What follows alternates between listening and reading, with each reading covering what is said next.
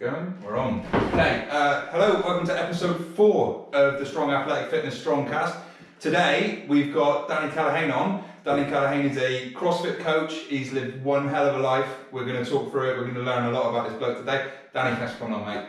Yeah, no. First and foremost, congratulations. Danny got married last week. Yeah, 2 days ago. 2 days ago. Yeah. Fucking awesome, mate. Awesome. Yeah, fresh off the boat. Come on here for the honeymoon. Yeah. Right, Danny, what was it like for you growing up in South London? Yeah, it was. I suppose when you're from there, you don't really think nothing different of it. But it's like, it's heavy, man. Like, do you know what I mean? It's like I'm from Bermondsey, like Old Kent Road, and it's like the cheapest place on the Monopoly board. Right. Okay. The reason why it is when they stick hotels on it, it's like, oh yeah, £6 a night.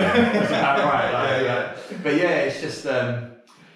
It's alright, man. It's like, it's different. It's like, it's weird growing up there compared to, I don't know, like at the time you don't really know, you're just growing up somewhere. But then like when I live here now in Plymouth, and if, you know, like my kids, like I think, fuck, like, I would never want them growing up where I grew up, man. Like, you do some adult shit when you're young. Do you know what I mean? And you see some adult shit when you're young. And that happens everywhere, like, but like the postcode and stuff that where we're from, like, it's one of the, it's naughty around there. But like, it's just, yeah, like, I was never really one for, I'm not into gangs. Like, I've never been into gangs and stuff like that. Yeah, you know people that are in gangs and your friends are in gangs and this, that and the other.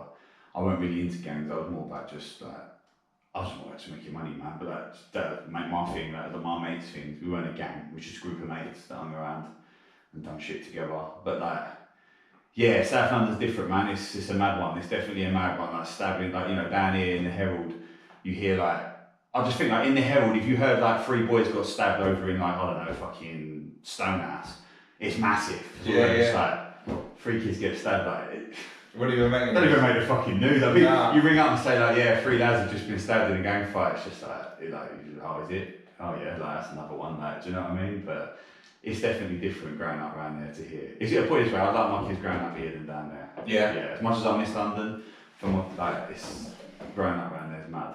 So you said you were just about making money. What sort of things were you doing to make some money? Drugs, man. Just drugs. Selling drugs mainly. That's the main thing I was into. But then obviously, like when I was a bit younger, thieving, as in like not thieving off of. See what we used to do? You know, like arcade machines, yeah. Yeah. You know, like arcade machines. Like we used to break into them, and like, people think like, oh, that's like petty. Like we'd make £1 a day each going out there. But we used to go all around the country doing it. Like literally every. How'd you break into them? Screwdriver. Right. You know, like when you put your money in it, yeah, and it falls down into the thing, like you break into it, you put it.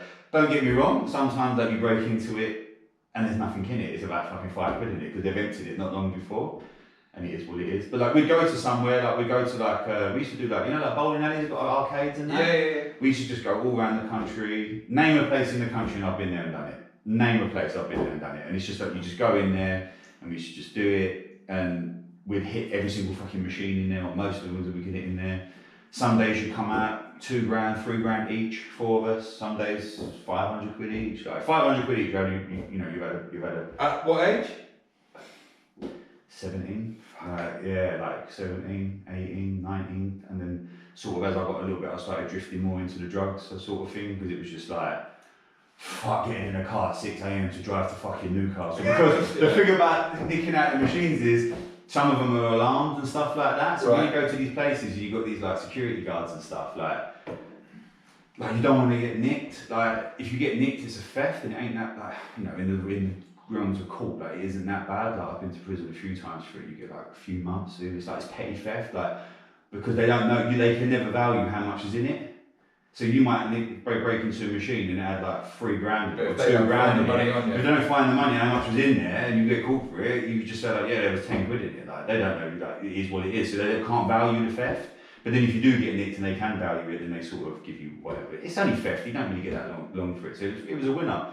So like we were literally 18 Friday. We'd wake up. Ministry of Sound's having a big rave on that night. We're like, right, boom, we need to get somewhere. Boom. Grand, make £1 grand each, just iron it all out, Ministry of Sound, fucking bottles of champagne, and the next day wake up, do the same thing again. It's like, when you're thieving, it's not like the money's just coming and going. Do you know what I mean? Like, and people, like, when you talk about it, like, people that open up to that ain't from that life, like, they just look at you a bit like this is what I don't get. This is the beef I'm getting, especially now. Like 2020's woke a lot of people up, and it's like it's all good judging people when you've grown up in your fucking, I'm not like dissing these people because it is what it is. You're from whatever you're from, but it's easy to judge someone like me when you're from your family with, your mum and dad love each other, and you've got the nice house with the garden out in the countryside, in places like this, you go to school, everything's nice and cushy, you want your pocket money, here's 30 quid to go in town with, and it's easy to judge someone like that. Where I'm from, honestly, I'm not just saying that, crime is proper normalised.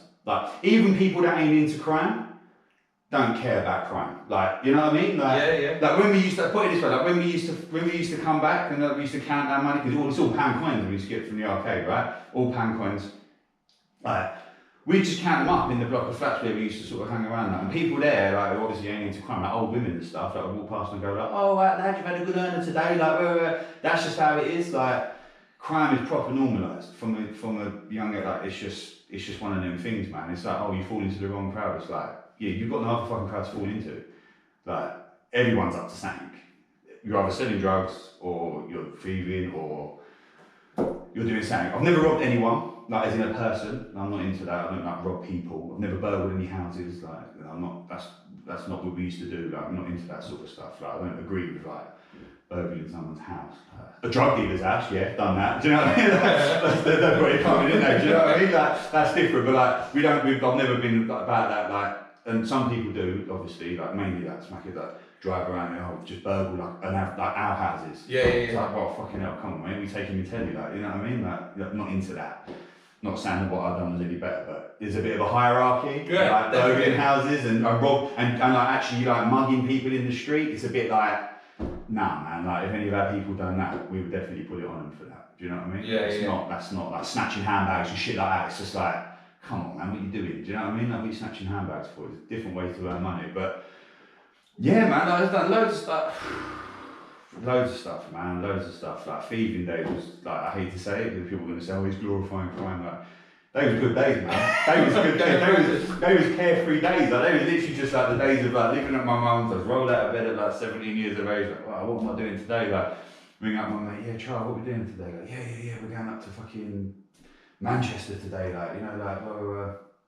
So it's just jumping in the motor. It's fun. You're on the road. It's like a road trip every day. Do you know what I mean? We just sat there But then obviously then as I got a bit older, I thought, fuck this. Fuck getting into fucking cars and driving around and getting chased by security guards. I'll tell you something now, do not fuck with African security guards. They literally think that money is theirs. You have to seriously, I remember once being run down in I think it was Birmingham, in Aston, a place called Aston in Birmingham, which is a shithole. I'll tell you a story. So I was in Aston, there's a big place called Star City, and it's arcade machines. I'm about 18 and we're in there.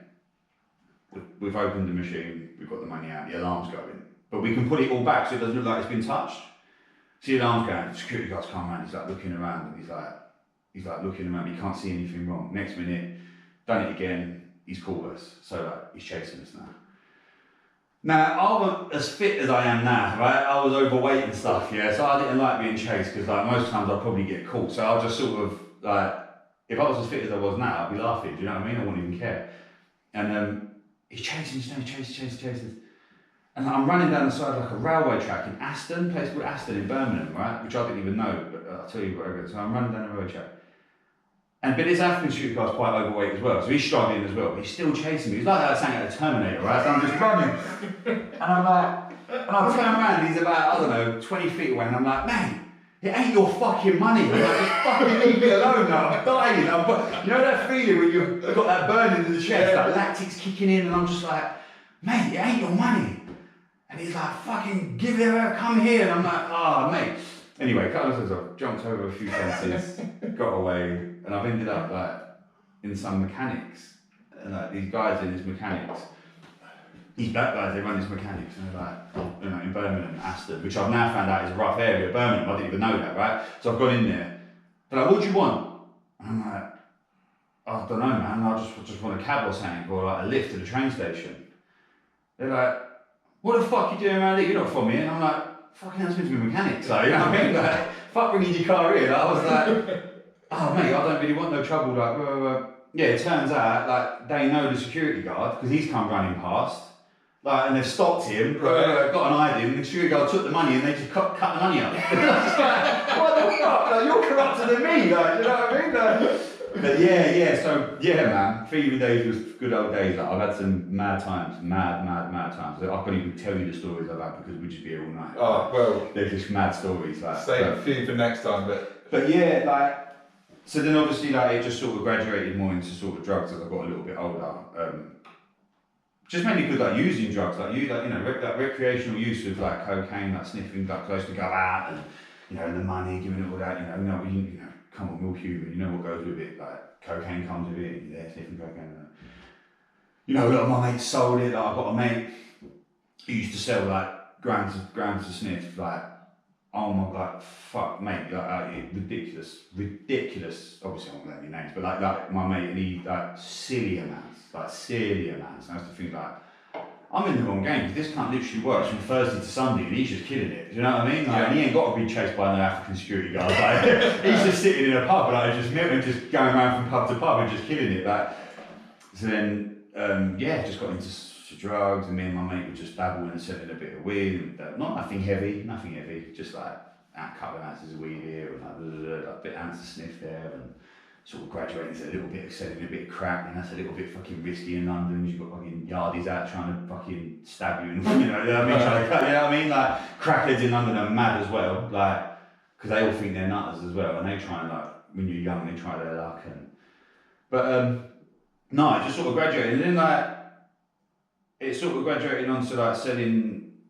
It just sort of took a bit of a turn, really. Like my mate. To be honest, my mate was down here, and he was just like, yeah, I'm doing a bit of a thing down in Plymouth. If you want to come down there and see what it's like. A good mate of mine, like he'd been down here for a while. I come down here and just sort of took off from there. Like years ago, I don't know, like years and years ago. You from Plymouth? Yeah. So like it weren't about as much sniff back then as what it is now. It was sort of like you could get it, obviously anyone could get it, but it was like, I mean like every man and their dog's got it, do you know what I mean? It is what it is, you know, fuck me, I could probably knock on the door here somewhere and just get it done. Like, do you know what I mean? It ain't hard, is it? It ain't hard, like, I'm not in them circles anymore, but it's not that hard, like, I know it's not hard, like. So yeah, just started doing it down here, and then it just exploded, man. It just got big, and then like, before you knew it, like we're like literally selling kilos of coke to people down here, and it's good money, but I wasn't saving any money, which just is what it was. But like now, like it's this, you're earning like crazy dough, like money's just coming in, like more than the feeding. Like feeding was like you're doing £1 a day, 500 quid a day. Like now you're having like fucking £6 grand, £7 grand touches a couple of times in a couple of weeks, and this, that, and the other. But you know, like I was saying, what was good about thieving is like if you get caught, you know, you get 3 months inside, do 6 weeks, big deal, like just something to tell your mates about, innit? But like if you get caught doing that, you know, you're looking at big prison sentences, you know what I mean? But living reckless, innit? You don't really think about that side of it. You don't really think, like, no one really thinks about consequence when they're doing something, like, do you know what I mean? Like, no one really, because if you sat around and just dwelled on the consequence, you'd never do nothing. You'd never do fuck all, you know what I mean? Like, I'm not a massive risk taker as well, like, but it is what it is. Like, selling drugs is a bit of a less calculated risk than like thieving, because like thieving is like, if you get caught, you need to run on the spot. Like selling drugs, it becomes a bit more of a career.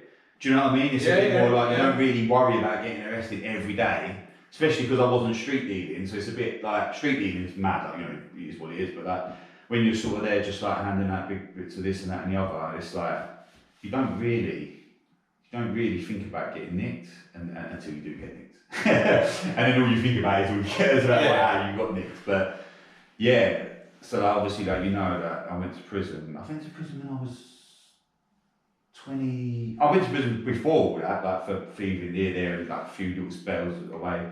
But I got 8.5 years when I was 24. 24? I think I was 24. 24, 23, I can't remember, 24. And basically I got nicked, man. Basically, we was cutting coke and we was pressing it in a press, and we used to have like a flat that we used to do that in. And like a fucking prick, I never used to wear gloves and stuff like that. I used to wear gloves, but because at the time I was a big fat fucking sweaty mess, like when I used to wear the gloves, the latex would just rip off and tear away anyway. So most of the times, I'm in there, fucking sweating away, mixing up all this fucking coke, like kilos of coke, and then it would just like, I'd end up just barehanded anyway. So I think, I'll use my hands and I'll wipe it all down. But complacency kicks in. You just don't do it. And anyway, I don't know how, but we thought this place was sweet because no one knew about it. But then one day, like, someone who lived near there was like, oh, police have raided that flat you go to. And I thought, oh, fuck. No drugs in there at the time. Like, for probably the only time in its existence that it didn't have any drugs in it. Like, but they found like kilos and kilos and kilos of mix, like the stuff that you cut it with. Like bags, like canned bottles, like I had my fingerprint, all that, do you know what I mean? So bam, anyway, nothing come of it. I didn't hear anything for ages. And then part of me now is thinking, I'm talking about months. So every day I'm thinking like they're gonna come and get me now. How long does it take to get a fingerprint back? I don't know, ain't that long. Nothing. So I'm just carrying on. Just, the show don't stop, you just carry on, it's just selling drugs and this, but any other, living the life, and then just one morning, it was St. Patrick's Day 2009, it was like, bam, door just come in, fucking old Bill in balaclavas, bam, got me out of bed, fucking bent me, like, don't fucking move, and all this bollocks, and I'm sat there, and they brought me down on the settee, and then 2 coppers in suits come in, it was just like, we're with the serious crime unit, or whatever the fuck they said they was from. Like, you're under arrest for this, conspiracy to supply drugs. And I was thinking like, it's got to do with that thing, it's got to be that. And went to the police station, just given no comment, just said no comment. And they bailed me from the police station. I'm thinking like, they couldn't charge me at the time, they obviously were still doing some further stuff, so they bailed me. And then they charged me about a month later, and then went to court, and then sort of said to the barrister, look man, I'm gonna go not guilty, because basically they didn't have no drugs, they didn't have no phones or anything with me, but they had some money. They'd seized so in the lead up to all this, they've seized little bits of money. I say little bits of money, they stopped me in the car with 17 grand on me. Right. How did you get the 17 grand? Yeah. How did you get the 17 grand? I just didn't answer. But they just seized the money. Then they stopped. Then they sort of stopped me again with 5, anyway, all culminated in bits and bobs to 30 odd grand. So they said well, wait a minute, over the course of 5 months, you've had 30 odd grand in cash, you've made no attempt to get it back. Normal people would say I want my money back, you just made no attempt to get it back.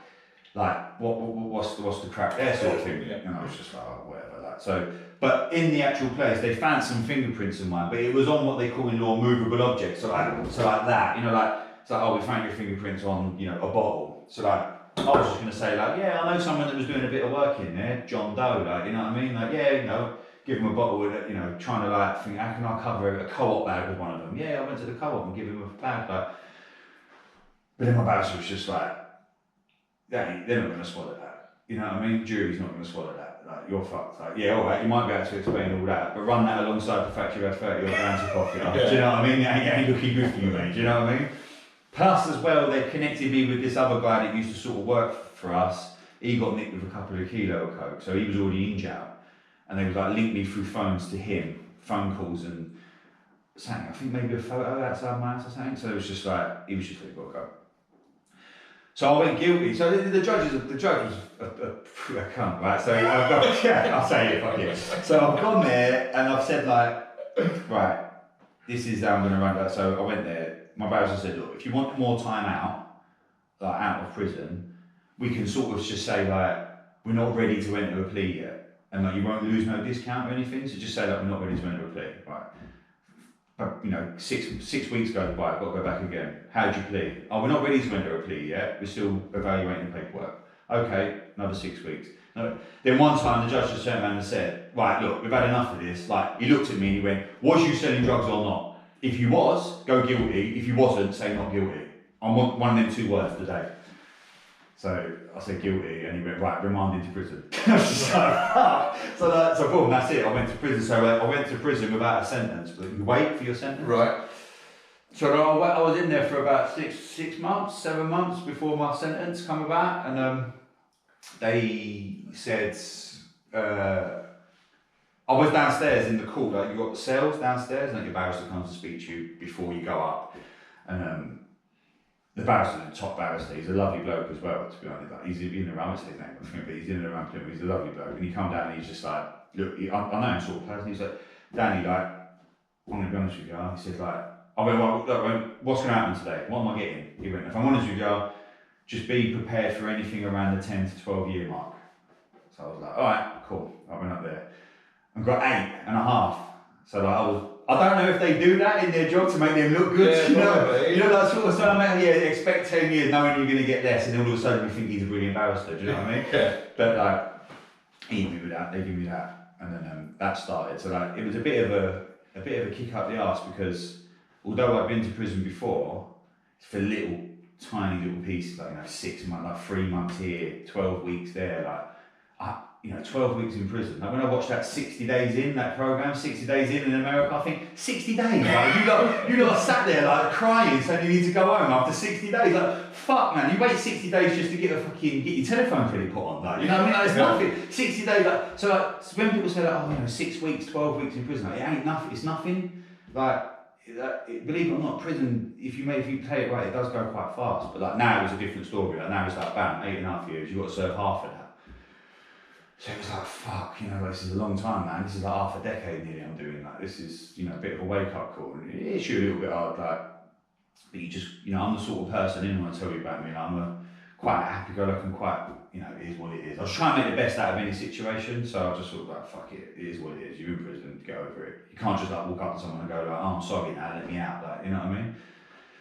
But like, yeah, so like to tie in with what we're like, that's just, to be honest with you, it's only a small element of it, like the fitness thing. Like, I went to prison obese. Yeah. Yeah, I was literally obese. Like, I was unfit. Like, I was fat, man. I was a unit. I was a size. I mean, I'm a tall guy anyway. And I'm 6'4". I weighed about 25 stone, just fat. And I used to smoke weed and stuff like that, and like, but not really like heavily. Like, just like sort of like, I did a little bit. Yeah, I did smoke weed heavily, but I didn't used to smoke cigarettes and stuff. So I just thought, right, I'm gonna go to prison. You can get weed in prison. But I thought I'm not going to chase it and because the thing about weed and drugs in prison, they are about, but when they're not about, you get people like, I'm thinking, I can't bother chasing down weed in prison. I'm just going to call it a day. I'm not smoking any more weed anymore. I'm just going to because I don't smoke anyway. I'm not going to smoke. I'm going to get a little bit healthier. I didn't even think about gym. I just thought I'm going to get a little bit healthier. I'm in prison. Fuck it, make a best of a bad situation. And then my mate, because in prison you've got a gym, and prisoners are like gym orderlies, so they work in the gym, they clean the gym, and and it's like a good job if you're into the gym, because you get to go gym all day in prison, but you got to clean it and stuff. But like generally you just work in the gym. And my mate used to work in the gym there, and he was like, why don't you get in the gym? So you've got fuck all else to do, like start going gym, start doing something, like get down there. So I said, yeah, alright, then I'm going to go. Now I didn't even have a clue. I used to play a bit of football now, I didn't have a clue. The only time I run was from security guards in our field. So like, I didn't have a clue about exercise, like what to do, what not to do, all I knew from common sense is like, if you want to lose weight, eat less. So in prison, that's easy. Food shit. I'll get onto it in a minute, but it's just shit. So I was just like, right, so I'm going to go to the gym. So I've just done what most people do, they haven't got a clue about a gym. I just sort of like sat on an exercise bike and just started like on a cross trainer and just like racking up. Like I used to get like an hour session. Yeah. I used to just like do 50 minutes on the cross trainer or the bike and just like sweat my bollocks off and just like, and then go back and not really eat much and no weights. Like I didn't know what I was doing. My mate would be saying to me like, yeah, do some weights, like do this, you don't want to, he was clued up, like, you don't want to just be doing that because, you're going to get strong. And I was thinking like, I don't care about being strong. Like, I just want to be less fat. Do you know what I mean? So like, yeah. Fuck being strong. Like, I just want to be less fat. Like, I didn't give a fuck about training. I used to go down the gym and see like these lads like in the gym like fucking lifting weight. I was thinking like, fuck all that bollocks. Like, they're just mugs. Like, you know what I mean? I don't want to do that. Like, that's wanker shit. I just want to lose a bit of fat. But then like anything in the gym, so now I've graduated from the bike and I've lost a bit of timber. I've graduated from the bike and the cross trainer. Now I'm running.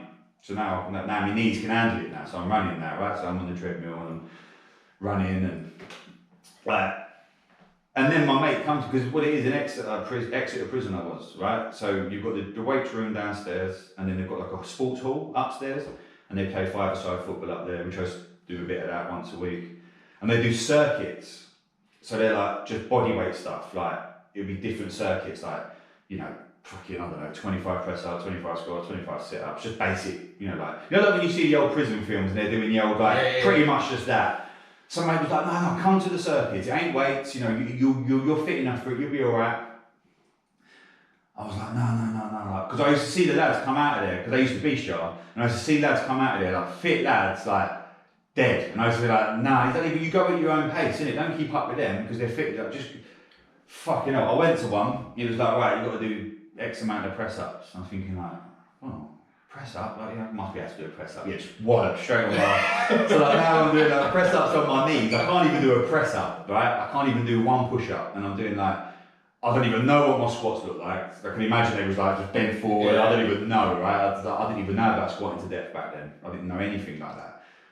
But like I've got these people just like beasting me, like, come on, and then you've got to do a lap, and then more fucking push ups and do that. But then I kind of like that sort of stuff. I thought like this has got to work. Like this is, because I'm running for 50 minutes and I'm doing this for 40 minutes and this is killing me. So this must be better than that. Like, so I was still on with the running and doing a bit of that. And then I got a job in the gym because I don't know, man, I must have just talked my way into it because I didn't know fuck all about gym. They just got to give me a job. So now I'm training all the time. So now my mate, and he was a lifer. He killed someone, man. But like, long story short, man, I felt well sorry for him. He was a fisherman in Newlyn. Right. You know Newlyn down in Cornwall, a big fishing place. Like he come home from fishing for like 4 days. Went in the house. His missus is acting all weird. Said to his missus what happened. He said, "Oh, so and so, his mate, one of his best mates. Like he raped me. He come round he was having a drink and he went upstairs and he raped me." So he said his head was fucked and he went, right, let me get the two of them together and see what's what. He said he's got them in the house and then his missus went, "You know what you've done?" And the bloke tried to run. So my mate literally kicked his head in and killed him. But then it all turned out that they'd been having an affair, and he was only running because he was knowing that he was gonna fucking kick his head in because he's a big bloke, big burly fisherman. Never been in trouble with the police in his life before this. Yeah. And the cunt got life, he got 16 years. He's got to serve 16 years. Lovely bloke, man, proper bloke. But anyway, so he said to me, he was from Grimsby, but he lived in Newlyn. He was like, "You want to all that fucking running, you want to get down, lift some weights, let's do some bench press." Dan, I'm not even lying, mate, yeah? Literally laid on the bench, yeah? He's going, "Right, we're going to start you off with 40 kilos, 10 plate on each side." I was like, "Yeah." Bro, I went like that, and my arms just went boom, and the bar just went 40 kilograms. I couldn't believe it. But at the time, I didn't know if that was good or not. But then I did know because I'm seeing these other lads in there with because there's some strong people in prison. There's some ridiculously strong people. I'm seeing them with bare blues, loads of blues on it, and I'm just there with 2 greens, and I'm and I'm feeling fuck, So I started doing some weight training, but split training, chest on a Monday, back on a Tuesday. That's what everyone does.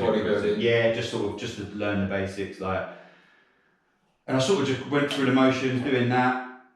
In the meantime, you're in prison, so in prison you're hustling as well. Not everyone does it, but it's just that's what I do. So I'm in there and I'm selling drugs in prison. The irony that I'm in prison for selling drugs and I'm still selling drugs in prison because I've got no income, I've got no I've got no sort of money, coming in and stuff like that.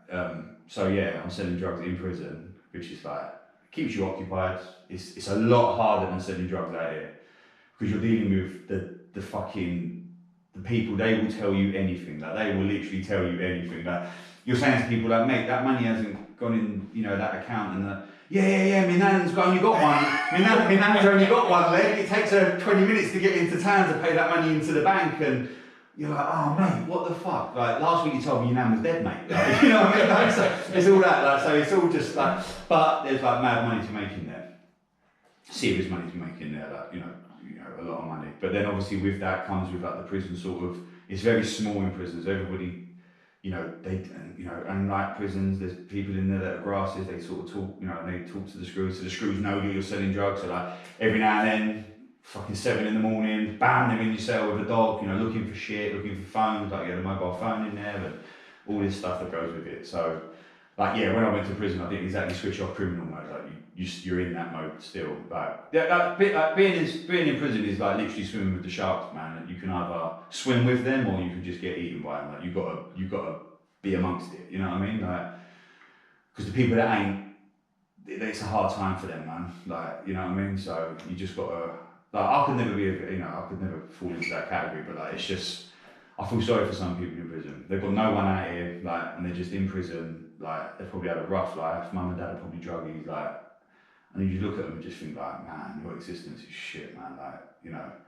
And I'm not soft or anything, but like, I just look at some people and think, like I feel for you, man. Like, you're literally like, in my 4 years in prison, like, in my 4 and whatever years I was in prison, I'll probably see the same faces in and out, just revolving door culture, like. Coming in for like druggies, shoplifting and this and that. I'm thinking like, man, you ain't got a life, man. Like you've got no life. Like, yeah, back to the gym. And I was at the gym. So now anyway, I'm starting to get into a bit of deadlifting now. I've graduated even more. Right. I'm like, well, I want to start lifting some weights, proper weights now. 80 kilo deadlifts. You know what I mean? Yeah. So now I'm feeling big now. Like, you know what I mean? So yeah. And then I remember the first day I deadlifted 100, and it was not a deadlift, man. It was a fucking yeah. And I felt like the absolute man. Like I deadlifted 100, but yeah. So now and then like most like Exeter's not a prison that you stayed in. It's like a remand place, and then like you get shipped over to another prison. So I ended up going to Dartmoor, which you know what I mean. In the whole of it, it's alright. It's not a bad prison. But the inside of it is like, it's a shithole. It is old, it's dingy, it's like, that place, Princetown, man, like, honestly, it is, mate, you do never want to live in Princetown. That place is fucked. Like, literally, like, you're in April and it's like, literally, like December. Yeah. It snows in, like, May. I've seen snow in May. Like, I'm not joking. I'm honestly not joking. I've seen snow in May up there. Yeah. Like, and it is just like, the inside of the prison, like, the screws, they're all old. They've been there from day one. And they don't give a fuck about you, like, and you're just there, and you're just like, and it's just like, people just like throw their dinner on the wall on a Monday, like, and like next Wednesday, it's just there still, like, still dripping down, like, it's proper fuck there, like, it's a proper, like, horrible place, like, really grungy sort of place. It's got that old feel to it, like, it's just old. And but the prison, the gym there, I don't know if you've ever heard about Dartmoor Prison. I suppose you would have at the gym. Honestly, name the best Globo gym, the best commercial gym in Plymouth, and it's better than that. Yeah. I'm not joking. Like, have you been Pure Gym, Alexandra Road? Yeah. It's about that size, maybe bigger. It's got a badminton court at the back of it. It's nuts. It's got that. It's got like Eleiko barbells and plates. Really? Yeah. No, honestly, I'm not joking. Why is that then? Has somebody been working as because basically there's six screws that work in the gym, and they're not like normal screws, like they wear like blue and they're polos. Yeah. You don't call them Mr. This, you just call them by their name. You know, and they're all into fitness. That's why they get into that job. So you had like one there that was like an ex Navy field gunner stroke powerlifter, and they're all sound. All of them are nice. Like they don't treat you like the other screws. Like, because I've got a job, I carried my job over from Exeter to there. So I was working in the gym in Dartmoor, and like they don't really like, they don't judge you like that, like they don't talk to you like shit, like, you know what I mean, like it's a bit of a thing on there, like a lot of the other screws, like they'd say to you, like, oh, call me Mr. Henson, don't call me Dan, like my name's not Dan, it's Mr. Henson, whereas like in there, they'd say like, no, my name's Simon, don't call me Mr. whatever, like my name's Simon, like, but you had one there, like ex-Marine, he's like fit as a fucking fiddle, like he's into like CrossFit stuff training, then you've got like one there that does like Ironmans, so he's like, they're all into sport and fitness, so they get a budget, they get given a budget, and they just fucking spend their budget. They've got like rows of Concept 2s, you know, like the grapple machines, grappling machines, the rows of treadmills, like benches everywhere, like the gym can cater 120 people at once. So 120 people can go in that gym at once, and I've been in there with 120 people, and you're not really stuck waiting for stuff. Hey, that's a big It's insane. And I think the reason why they put so much emphasis on the gym there is Dartmoor's the sort of prison where like if people fuck about from in London prisons and Liverpool and Birmingham, if they like play up in them places, they send them to Dartmoor. Because Dartmoor will just take anyone. Like, and it's just full of like fucking nutters basically.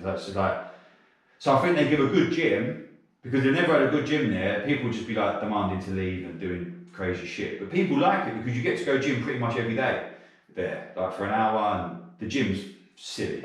The gym is prowlers, fucking, you know, a track, you can go outside and it's just crazy there.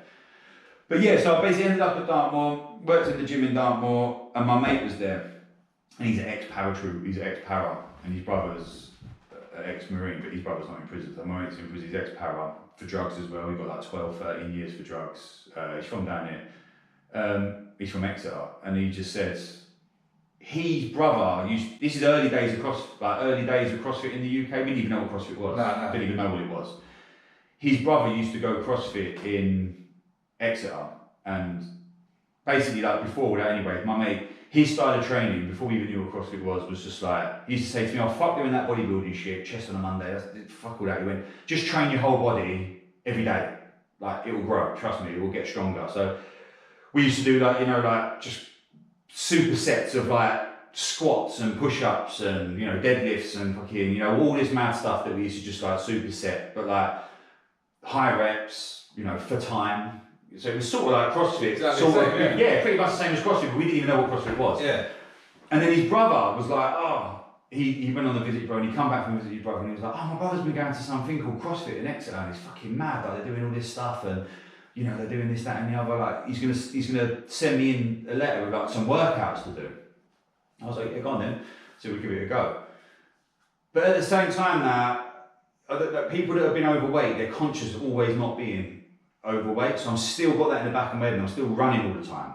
But now, like, I'm about a year and a half into my sentence, like I'm running 5Ks on the treadmill in like 17 minutes. Like, so like, I've got like, you know, just I think it was like a 1:47 half marathon on a treadmill. Yeah. Like, so I'm running like fuck, I'm good at running that. But I weighed about 80 kilograms. So I've At your height? Yeah, at my height, so I was like fit. Like so this fucking microphone. Yeah. So my mate was like, yeah, brilliant mate, your fucking engine's brilliant. Like, I'm into indoor, I'm into rowing now. So I'm smashing all these rowing times, I'm doing this, doing that. And he's like, yeah, brilliant that you're into that mate, but like, let's mix it up a little bit with some deadlifts. Like, so let's do some running and some deadlifts. Let's just run for 400 metres, do some deadlifts. And I couldn't deadlift for shit, I was weak as piss mate. Like honestly, like. Yeah, that surprised me. Yeah, back to push-ups. Like we done a workout with push-ups in it and I could do like 3 push-ups. And he said to me, he went like, not being rude man, he went, like, who gives a fuck about like you like still keep on your fitness, but like you need to get strong, mate. Like you're shit basically, like that strength. So you know, got stronger, then a little bit more time relaxed like with the gym. Yeah, so we were just doing CrossFit workouts in like 2012, 2013, like early days like of UK CrossFit, just over here, just doing them. Just like, we didn't know how to power clean, so like we literally just reverse curling, like, you know, like we just don't know how to do any kipping pull-ups, all our pull-ups we're doing are strict. But I'm not gonna lie, like we got fucking fit, man, like we got fit, like I was like, you know, I was fit. I wasn't as strong as what I am now, because in there like eating's hard, you know, protein, you know, eating growing boring nutrition, but it's just like eating in there's tough, man. Like, you know, you can buy cans of tuna, so like, everyone's just eating cans of tuna because it's like 20 grams of protein in one go, like, just getting it in you. So yeah, we sort of got kind of fit, man. But again, I lost my job in the gym there because selling drugs in the gym, in the prison. To have that job in the prison, because it's such a sought after job, that you've got to be squeaky clean. Like, and I was the opposite of squeaky clean.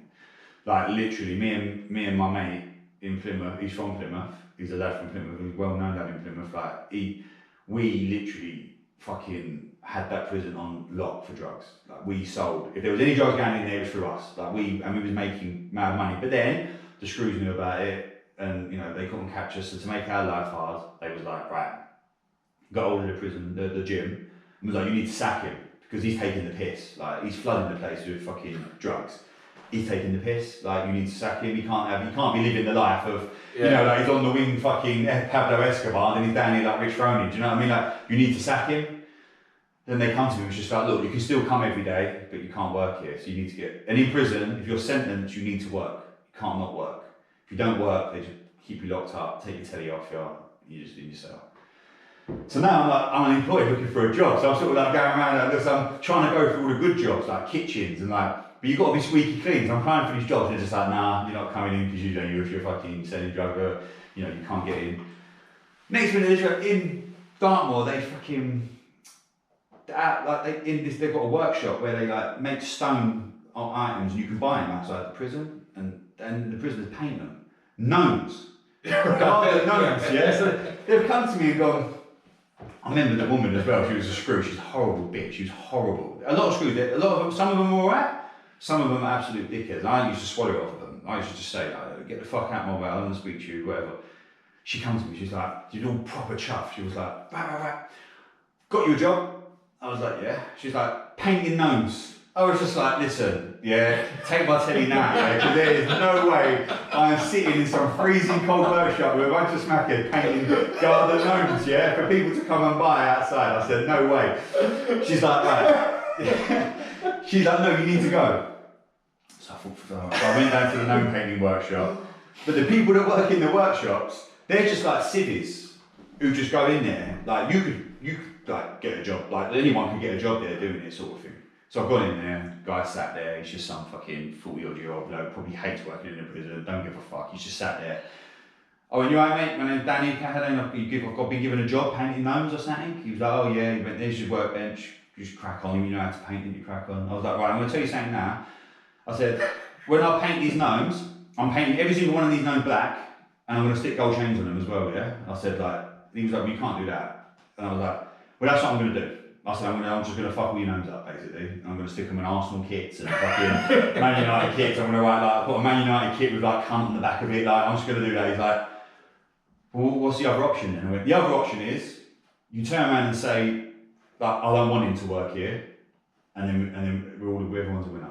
He's like, "Alright, sweet, just fucking fuck off." Like, so I ended up worming my way into the fucking kitchen, right? I ended up worming my way into the kitchen somehow, I don't know how. I'm a bit of a charmer, so I think I've charmed my way into. I've gone to the kitchen, I've gone, "Come on, look, give me a fucking job," like, you know what I mean? I sell drugs, yeah, but like, I'm gonna sell drugs in your kitchen. And just gonna do that. So they've got me in there, so they've given me the worst job in there, they've given me fucking peeling onions, right? So you want to work in the kitchen, you can peel onions. Me and two black lads, they were good lads, so I'm in there, I'm peeling onions with them.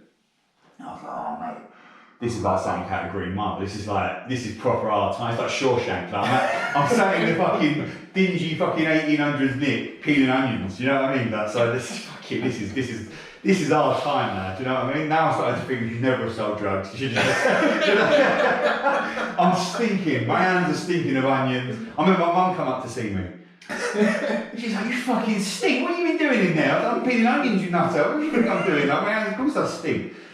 But yeah, so, and a good thing about working in the kitchen, you know, they should understand, like a bunch of criminals, like, you get to nick food. Right. Yeah. So one time he was like, "Oh, we're short on people, can you go in the sandwich room and make some peanut butter sandwiches?" Like, when he says make peanut butter sandwiches, you're making like 300 peanut butter sandwiches. I was like, "Where's the peanut butter?" He went, "Yeah, it's over there." Mate, I've opened the fridge, there's like 20 fucking 5 kilogram tubs of peanut butter, right? So, now I pride myself as a bit of a thief because I've been doing it all my life. So I said, but I didn't know what to do. I said to these Welsh boys, I went, "Oh, Taff," I said, "How the fuck are we going to nick this peanut butter?" And he was like, he went, "Well, don't you know?" I went, "No." He went, "Go and get a rubber glove and just fill it up with it and stick it down your trousers because they search you on the way out for knives because you know stuff like that." I was like, "Fucking hell, man." So I thought, "Right then, sweet, I'll do it." So I fucking filled this rubber glove up with peanut butter, I've tied it up, I've got it down my trousers, down my balls, and I'm walking out and I'm thinking like, I've gone from selling kilos of cocaine, right? Yeah, to literally walking out of a kitchen in a prison with some bloke patting me down. I'm shitting myself thinking, "Don't find that peanut butter." I'm thinking like you've gone from being a semi-arch criminal, right, to like sitting there thinking, "I hope you don't find that peanut butter. I'm fucked if he gets that peanut butter." But he never found it, right? So I've gone back to the wing and I've got fucking loads of peanut butter, and so now I've made it. Now it's an habit. Now I'm volunteering to do the sandwiches. "Oh, yeah, I'll do some sandwiches, mate. What's in the sandwiches?" "Cheese, lovely." All right, so now I've got fucking lumps of cheddar going back to the thing. I'm just having it off left, right, and centre, right? And then Christmas Day. Who's carving the meat up over there? Like, don't get it twisted. Christmas Day and fucking.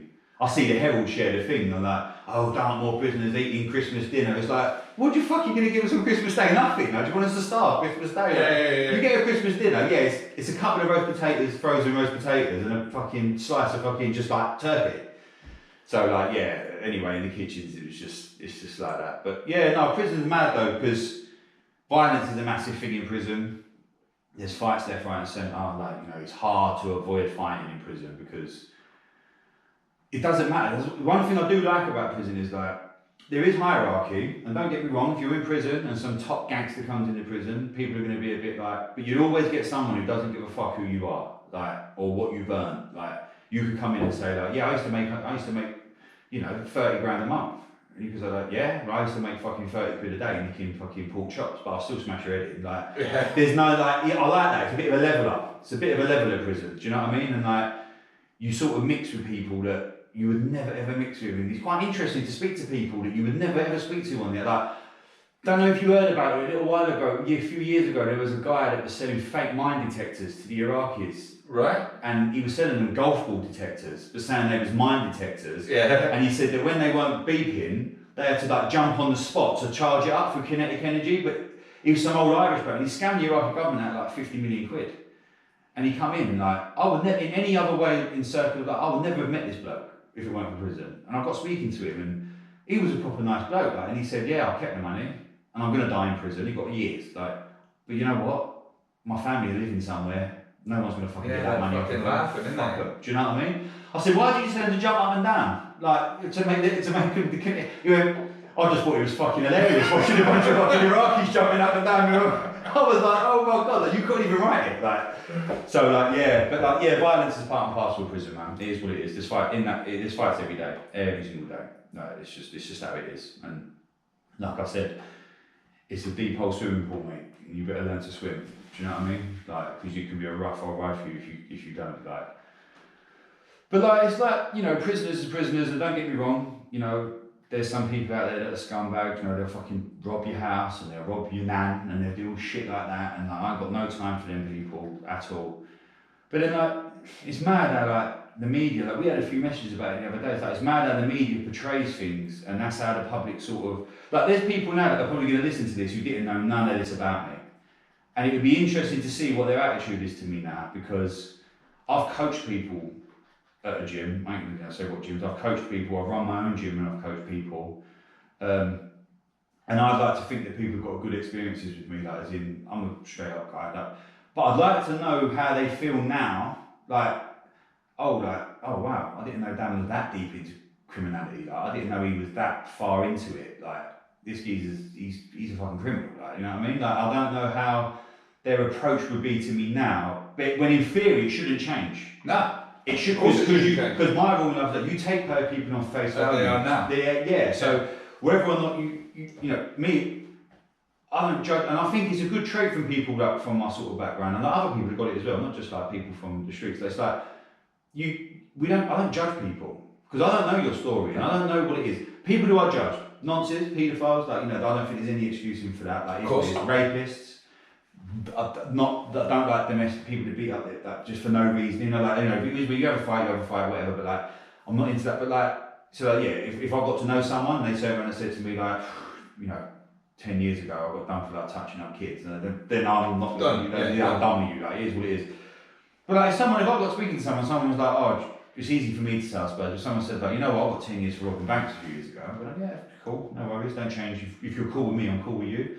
Dicks and people that are dicks come in all shapes and sizes, man. Absolutely, from all backgrounds, man. And I hate to say it, my non-criminal people that I've met are probably the biggest dicks and most judgmental people. And I think like, not all obviously, I've got loads of people that ain't into no sort of crime and like, who never have been, like, good for them. And like, and they know my background and they're just cool. Like, yeah, it is what it is, man. It's, you know, so what? Like, you've done what you've done, and that's how it is. But I'd like to see how people react to this, like, you know, that's what I was quite, you know, I'm quite interested to do it, just to see, like, see people feel like, oh, you know, like, because I'm honest and it is what it is, but like people, it's mad how the media portrays criminals like, oh, criminals, that straight away, if you're a criminal in any sort of sense, that's it, you're a drug society, shouldn't be spoken to, you know, like, you're, you know, don't trust them, don't do this, don't do that.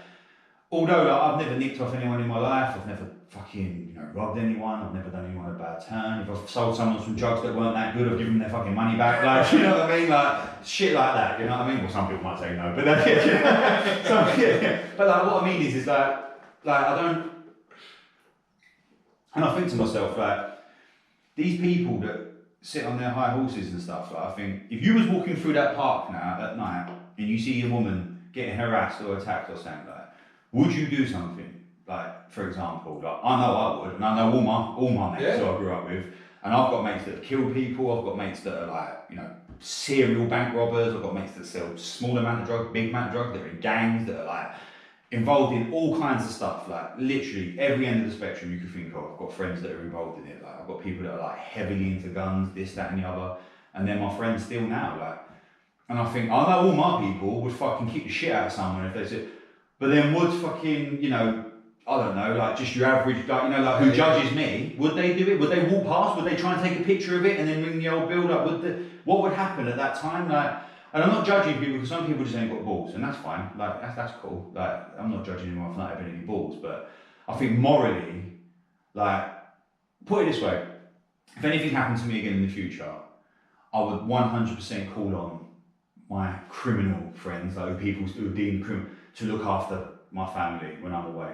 And I would have all trust in that, like, that they would do it. And there's a saying, like, you know, thick as thieves. Like, and there is, like, and I'm not saying that, anyone who's not a criminal is a fucking cunt. I'm not saying that at all, because I've got loads of friends who I've met. Like, the only place I've really met anyone who's not a criminal was all my friends are criminals. Like, their mums are criminals, their dads are criminals. Like, everyone, it's through CrossFit, really.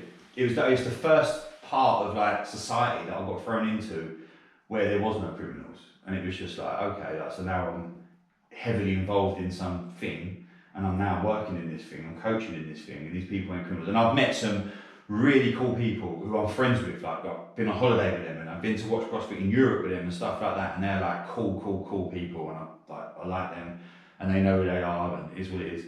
But I've also met some seriously judgmental dicks. Yeah, mate. And they're like that middle class sort of, like, you know, or that sort of like, and they're judgmental, and I just think to myself, like, you know what, mate, like, your horse ain't that high. Yeah. Like, just chill. I tell you what, for as much as I love everything to do with fitness, I don't think there's any like athletic sport that I don't think, fuck, that's amazing. The biggest dickheads that I've met have been like people that are at a bit of a level of something athletic, and they start suddenly thinking they're the fucking bee's knees and oh man, like, like, I'm not here hating on CrossFit. I love CrossFit. I love the methodology of training. I love the sport, watching the sport. Like, these people are inhuman. They're inhuman. It's ridiculous. Like, you know, and it gets a lot of hate, the sport, but I think a lot of it's jealousy. I think a lot of powerlifters hate it because, like, and I think it's a bit of jealousy. It is what it is. It's ignorance as well. Yeah. It's insane. I used to be part of that culture, like when I was powerlifting, like oh, fuck CrossFit. I'd see memes, and I'd see a couple of shitty videos of someone doing something like weird with bad form, and been like, fuck CrossFit, whatever that is. But when you sit and watch the games, or like, you know, if you just any of the documentaries on Netflix, it's fucking ridiculous. And it's at a level where you just think, I can't look at that athlete and put him up next to an elite powerlifter and go, yeah, that's the same thing. No, it's not. No, it's not. It's madness. Yeah, what they do, and I know because I've done CrossFit, like, and you try and do the workout. And like, I've done it once. I've done one, and it was with the boys up at Imperium Gym, Ben Wadden, one day. Just who's a seriously fit lad, right? Yeah. He's a fit lad, like, and like, he's probably like, you know, one of the fittest in Plymouth for CrossFit, right? Like, but yeah, like you said, doing a workout, like, compared to these guys, they make you just look full. We did a 15-minute thing, and after like 3 minutes, I was looking at the clock going, I cannot keep doing this for another 20 minutes. It gets you There's like that. no way. There's no way. And at the end of the 15 minutes, people were coming up trying to talk to me, and I was like, you're going to have to give me a day or two before I can have a chat. This is ridiculous. It's definitely the hardest thing I've ever done in any gym, in any sporting environment. Definitely. The thing I'd say about CrossFit is, like, I think it's brilliant, the training, I think it's brilliant. You know, the group element of it, you know, I think you've got to be mentally quite strong, because you're going to go there, you're going to get your ass kicked, and where there's a leaderboard, you're not going to win every day, and if you can't handle not winning, then it's not for you. Because you're going to get your ass kicked, basically. And but I just wouldn't say it's very accessible to everyone, as in, like, the price of it is quite expensive, and I respect that, you know, obviously it's independent gyms, and I get that, and, you know, the framework of it is that when we opened up our one, which COVID just killed, by the way, like, it's gone. Has it gone? COVID killed it. We had all students, so we tried to make it accessible, and it's like long hours for not much money, but I loved it. But it is what it is. But I just wouldn't say it's accessible for everyone, and if I'm totally honest, I'm not speaking for all, I don't know all CrossFit. I'm just saying, for ones I've been to, it's like, I wouldn't feel comfortable bringing, like, say, like, my black banging mate, who, I've got a couple mates that are, like, seriously fit. Like, I'm talking they're seriously fit. They do, like, burpee backflips and fucking muscle up, like, cat muscle up. They're, like, seriously fit. They don't do CrossFit, and they're strong. Like, you know, they can back squat 200 odd and whatever else, and they're, like, not running, but they're decent runners. Gymnastics-wise, like, calisthenics and stuff like that. So CrossFit's a perfect fit for them. I just want to feel comfortable bringing them down to the CrossFit gyms I've been to, because I think they'd get judged. And I think they'd get made to feel quiet. No, not necessarily a race issue, not necessarily it's that. I'm just using them as an example because they're gangbangers. They dress a certain way, they look a certain way, they talk a certain way. They probably come in the gym smelling a bit of weed that they've just smoked, like that and everything. And I just think like it needs to be a bit more accessible CrossFit, because it is brilliant, but honestly I can see people going in there like just thinking like, do you know what? I don't fancy doing a WOD with like a bunch of fucking 40-odd-year-old women like who are just like mothers meeting. I can just see it, like it's just. So I think it needs to switch up a little bit. But some people are happy with their audiences and their clients who they've got, so it is what it is. We tried to make ours a little bit more like young, you know, younger students was in, and we was just a bit more laid back. Because that's the type of people me and Paris are. But and it was good, man. But just COVID killed us, mate. COVID's killed us, but yeah. So yeah, CrossFit's good, man. I don't currently do CrossFit, as in like, I'm not currently training at CrossFit. That I'm just more training for strength and stuff at the minute, and rowing a bit more. Like I'm into indoor rowing, but it's definitely something that I could fall back on. Like what I've learned from CrossFit is like, if you're in a hotel gym and you've only got 20 minutes, like you can literally get a workout in. Yeah. Just like you said, you can do something for 15 minutes. It's gonna end you. Like. Seriously end you, and it's good like that. Like, I do like CrossFit, but the whole society thing for me and Plymouth CrossFit thing is like they're not my kind of people, and I hate to say that, like because I'm not that social chameleon, like you know by talking to me, like people speak to me and already straight away think like he's a bit rough around the edges, like he ain't cut from the same cloth as me, like what's he all about, like, and a bit of a back foot thing. They're not. I hate to say that, not like I said, not everyone. I've got some good friends that I've made out of CrossFit, and but yeah, it's a little bit like, not really, I'm not that social chameleon, man. It's hard for me to blend in with them circles, because I've never ever mixed with a bunch of middle class 40-year-olds ever in my life. So for me, it's like, I don't know what, like, the only 40-year-olds that I've ever mixed with that are middle class back in the day was like, I used to sell them coke. do you know what I mean? So like, now I'm trying to coach them how to kick pull-ups. And it's like, it was a mind fuck, man. Like, but yeah, no, it is what it is. CrossFit's good, man, but like, it's decent. I think it's a good way to train, but you just got to tread on ice, I think, when you're coming in, depending on what sort of person you are. You know what I mean? But yeah, man. But yeah, we talked about prison. Yeah, so that my prison time, it went. Oh yeah, I'll tell you something. So basically, yeah. So basically, I cleaned up my act in prison a little bit. Was selling drugs still. You know, I can say it now, don't matter. But I had someone doing it, so it was like, I was completely like, I ain't doing nothing, I'm just fucking going to the kitchens, man, I'm going gym, I don't do nothing. And about 6 months of that, I earned a bit of you earn like a thing where you can go and work outside the prison gates. So Dartmoor's got a farm, it's got a farm that they have, and it's just like basically like trusted prisoners can go out there, it's outside the prison gates. So that by rights, I could ring you the night before on my mobile in prison and say like, Dan, meet me outside the gates, I'm just gonna fuck off now. Like, it's not really worth it, because at that time you've only got a little bit of time left, so they don't let you out with like years and years to go. People just go like, fuck it, I'm off, like, do you know what I mean? So they let you out with about a year left, like, because then you sort of think, is it worth running away? Like, you know what I mean? It's not really worth it. So now, like, being thrown in the deep end, I'm from South London, I'm from the concrete jungle, and all of a sudden I'm on a farm. Yeah, so I'm like working on a farm, like I'm fucking learning how to drive fucking tractors, and I've learned how to drive. I'm in Princeton. Do you know Princeton? Yeah. So like, I'm at the prison. They're like, right, I'm driving a forklift.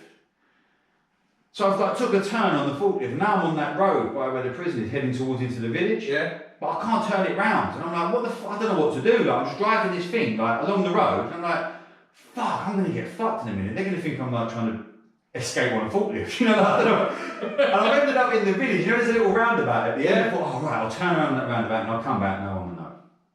So I'm driving in the village. Now everyone in the village knows you're a prisoner because you're your fucking prisoner. And they're all just like, you know, it's like the hill of their eyes up there. It's like everyone's just staring at you, like, and I'm like, fuck, like, what am I gonna do? Anyway, I've ended up getting in the forklift, like, stranded in the middle of the roundabout. Like, and I'm probably shitting myself, thinking, oh, fuck.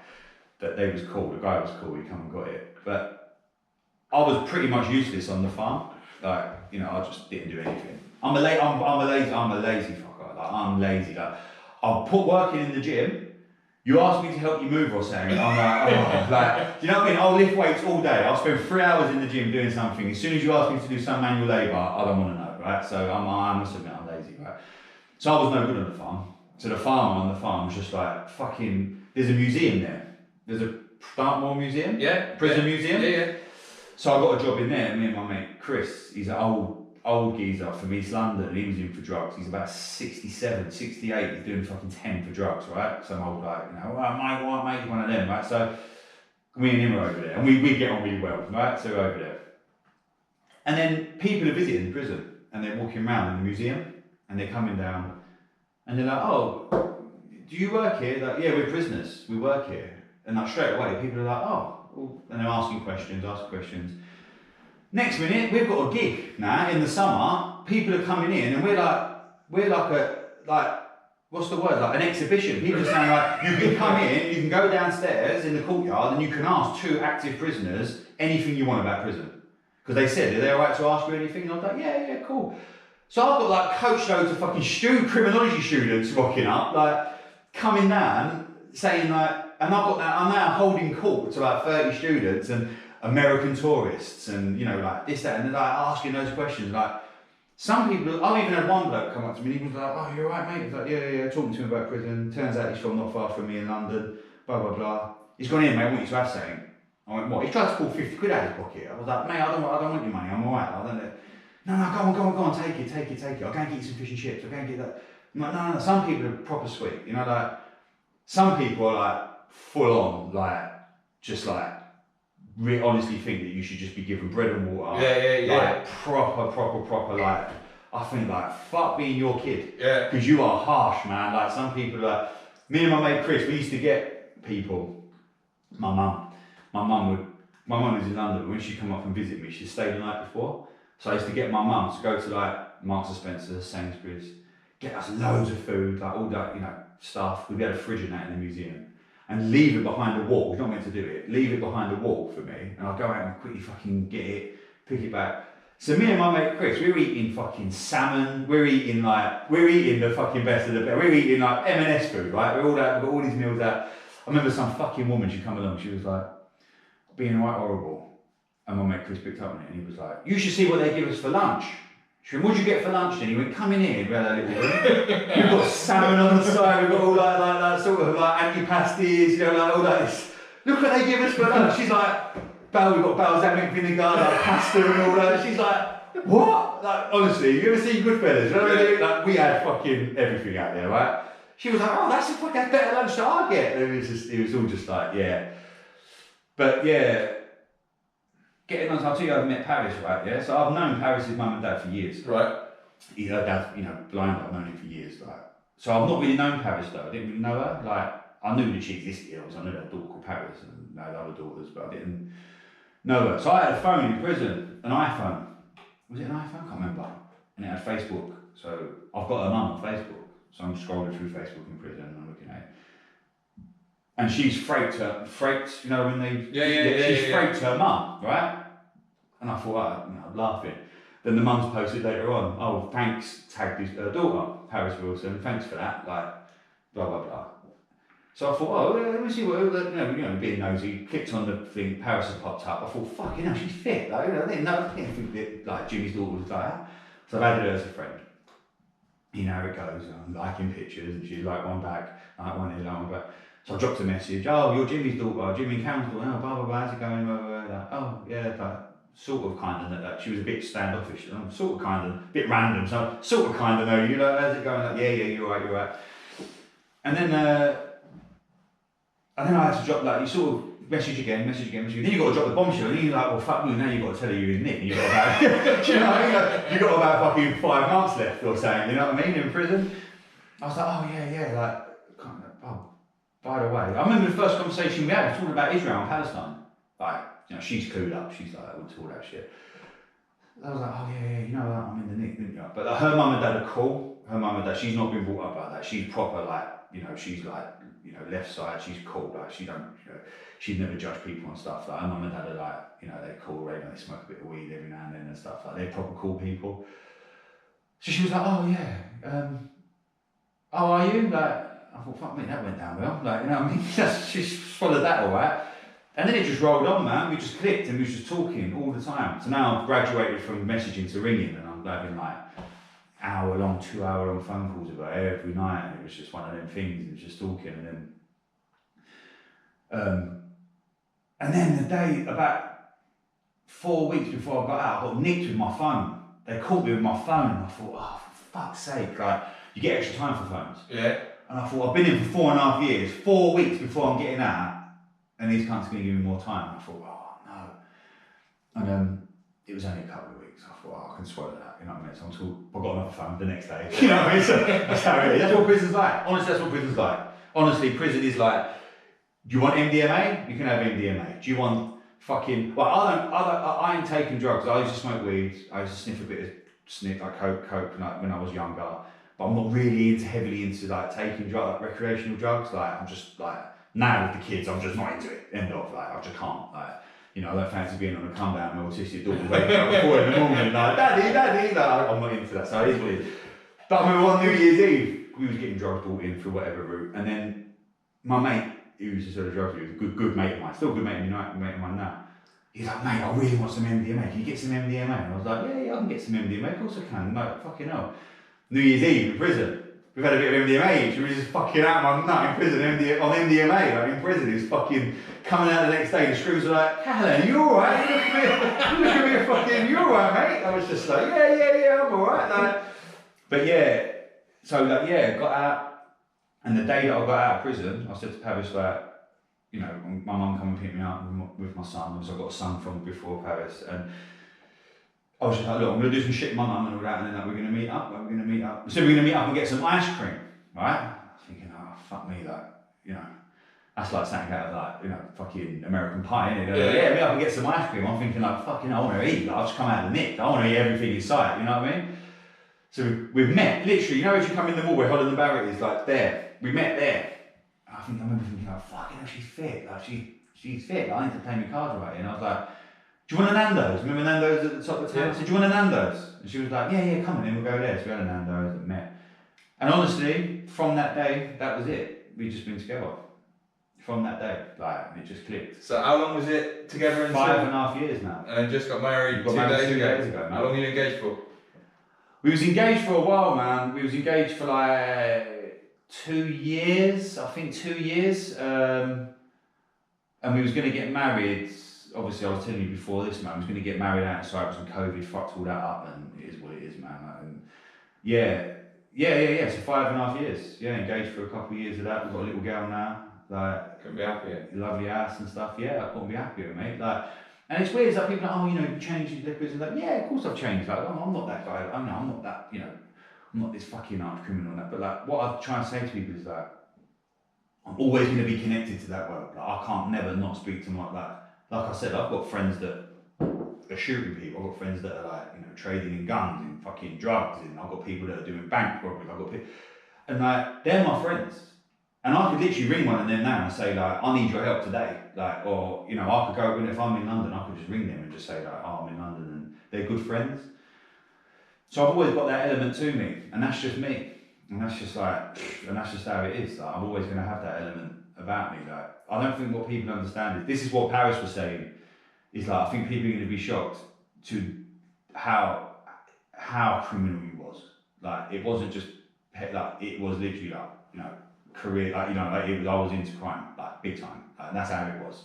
It wasn't petty stuff, like, it was full on, like, and that's just how it is, man. And like, I ain't ashamed of it. I'm not proud of it. I don't go around like meeting people like, oh, I'm Dan, I do a bit of CrossFit, and like, did you know? Like, it's just like, if you ask me, I'll tell you. Like, and like I said, and I've got thick skin, and I literally do not give a fuck what people think about me. Like, I really don't care. People don't. If people listen to this now, think like, well, you know what, that guy's fucking disgusting, man. He's a proper full-on criminal. Like, fine, man, don't talk to me. Like, it is what it is. Like, it's no love lost for me. I didn't really know you that well in the first place. Do you know what I mean? Yeah. Like, so that's how it is. But yeah, life's mad, man. Life's mad. And it's like people say, like, would you go back to it? And it's like, do you know what? You can never ever say never.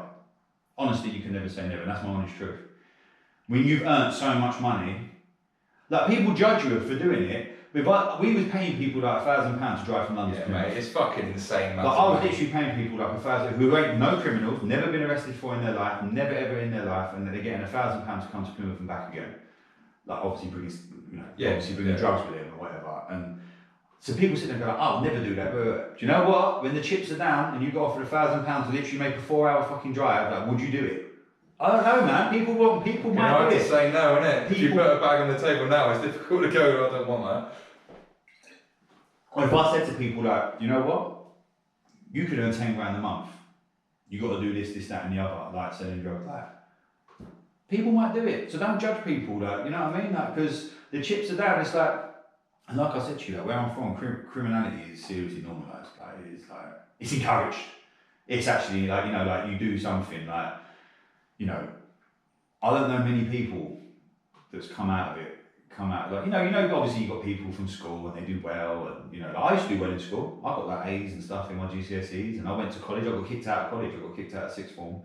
I was studying, you know, I wanted to study law of all things. You know what I mean? Like, yeah, honestly, like, I was a smart lad, like, but I picked that life, you know, and that's because like the other life wasn't paying, like, and the other life was a long journey, like, you know, like I'm telling my kids.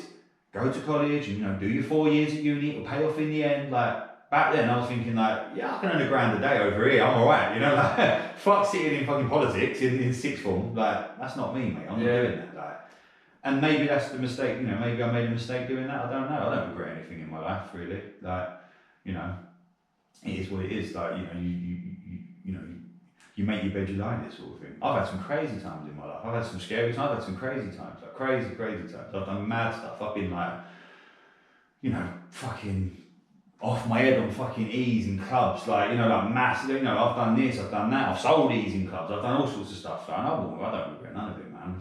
It's a good life, like, that I've lived. And but when people say, like, oh, would you ever do it again? It's like, I can't say no. I can't say no. And that's me being straight. I can't say no, like, honestly, I can't. If I wanted to I could get back into it like that. It's easy, you know what I mean? It's easy, like, but would I not do it again? I can't say no. Definitely not. And I think you'd be a liar if you ever said. I can understand drug users saying they will never take drugs again, because that's different. But drug dealers who come away from it, if they say they will never ever do it again, they're talking shit. Depending on how much, if you was doing it making like 50 quid a day, then you think, well, I can fucking get that plastering, or I can get that fucking painting, or bricklaying, or labouring. It's not worth it, is it? You know what I mean? You're making like good money, you know, you can't say no with that, you know what I mean? So, and that's me. I told you I'll be honest, like, and that's just me being honest. Do you know what I mean? Gotta say, like, we've ran way over an hour. Thank you so much. There's so much more to tell. This isn't the last time we're going to have you on. There's a lot more, man. I don't think we've scratched the surface. I think we'll do a weekly feature of prison stories or something. Thank you so much. You can find this everywhere. This will be on our YouTube channel. It's going to be on all of our different podcast streams. We've got some new gear. I'm wearing one of them now. There's some vests and some shorts and stuff. Give us a message. I haven't put them on the Amazon site yet, but if you're interested in anything, give us a message. I'll give you the PayPal link. I'll send you it straight out as soon as you pay it. I don't know who's coming on next, but we'll see. Hopefully, I can't imagine it being as good as this one, but Danny, you're a legend. Thanks so much for that. that. I love it.